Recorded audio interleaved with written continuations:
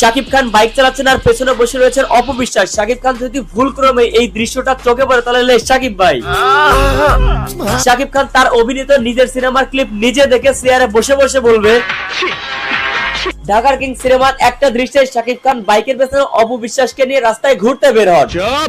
আরে ভাই আগে বলতে তো দেন। বলো বাবাজি। Note to the point, Shakib Khan R15 বাইকের পেছনে অপবিশ্বাসকে নিয়ে ঘুরতে বের হন, কিন্তু আচমকায় সামনে গোন্ডা বাহিনী তাদের লক্ষ্য করে গুলি ছুটতে থাকে। এই আচমকা গুলি করার কারণটা আমি জানি না, শাকিব ভাই আপনি কি জানেন? তাহলে আমরা এই টপিকটা উপেক্ষা করে মূল গল্পে ফিরি। শাকিব খান কিন্তু R15 এর সাথে অপবিশ্বাসকে নিয়ে গুন্ডা বাহিনীর গুলিকে উপেক্ষা করে সামনের দিকে এগিয়ে যাচ্ছিল, কিন্তু গুন্ডা বাহিনীর ব্যারিকেডের কাছে আসতে আমাদের শাকিব ভাইয়ের R15 বাইকটা হুট করে আচমকা চেঞ্জ হয়ে হিরো স্প্লেন্ডার হয়ে গেল। চালাচ্ছিলেন R15 কিন্তু হুট করে আচমকা হয়ে গেল হিরো স্প্লেন্ডার। মানে পরিচালক খুবই চালাক মানতে হবে।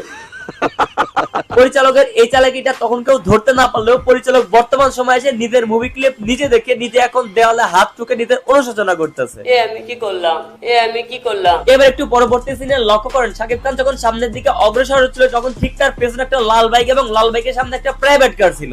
পরবর্তী দুইটা শটেও কিন্তু আমি খুবই মনোযোগ সহকারে দেখেছি যে বাইক এবং প্রাইভেট কার একই অবস্থানে ছিল। এই যে এই শটটা এই শট দেখেন, বাইকটা কিন্তু বাইকের জায়গায় ঠিকই রয়েছে, কিন্তু প্রাইভেট কারটা অন্য পাশে চলে গেছে। এটা আমাদের সিনেমা।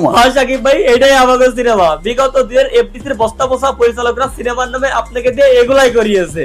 এই সমস্ত বস্তা বসা পরিচালকদের কারণে দেশবাসী আজকের শাকিব খানকে বিগত দিনে ঠিকঠাক মতো চিনতে পারে নাই। বিশ্বাস করেন ভাই, এখনকার মতো যদি শাকিব খানকে বিগত দিনে ইউজ করা হতো তাহলে আমাদের বাংলা ফিল্ম ইন্ডাস্ট্রি অন্য লেভেলে চলে যেত। জাস্ট ভাই অন্য লেভেলে। আচ্ছা বাদ দেন, চলেন এবার আমরা মূল গল্পে ফিরি। তুমি যেটা করণের লিগে আইছো ওটা করো।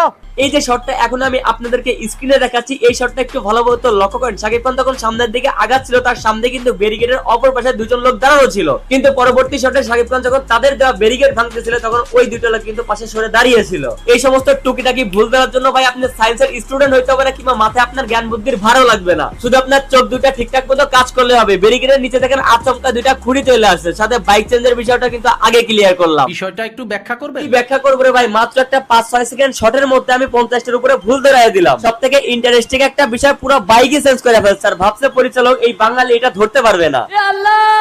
আমাকে তুমি উঠায় নাও। ঠিকই আছে ভাই, এগুলোর উপরে উঠায় নেওয়া উচিত, না হলে এই সমস্ত পরিচালক শাকিব খানকে দিয়ে আবার এই টাইপের সিনেমা করতেও পারে। এইসব কথা যদি আমাদের মেগাস্টার শাকিব খান এখন মনে করার চিন্তা করে তাহলে নিজের উপর রেখে নিজের গেঞ্জি টাইম না ছিড়বে। আপনি এই কাজটি করতে পারেন না। আরে কাকা, রাগ হইলে মানুষ কত কি করেন, এসব বাদ দেন, চলো আমরা মূল গল্পে ফিরি। ওই কথা মনে করায় দিস না। গুন্ডাদের ব্যারিকেড ভাঙার পরে পরবর্তী দৃশ্যে আমাদের শাকিব ভাই আবার R15 নিয়ে রাস্তায় বের হলে আবারও গুন্ডারা তাকে রাস্তা আটকিয়ে দেয়। এইবার ভিলেনরা তার দিকে পিস্তল তাক করলো, সেই